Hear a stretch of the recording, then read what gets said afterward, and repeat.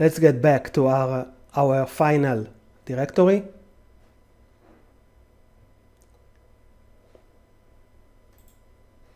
And actually we don't need to install the code coverage. It's already installed, and you can see it here.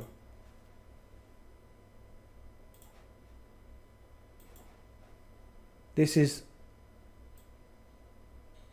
when using vitest. This is the package that is going to be used for code coverage. This is from one side. This is the package. This is the script that you will need to run the coverage test.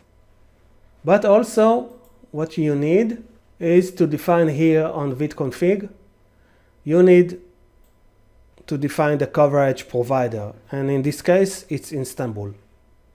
So these are three configurations.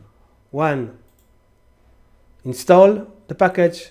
2, prepare the script. 3, prepare the configuration under test.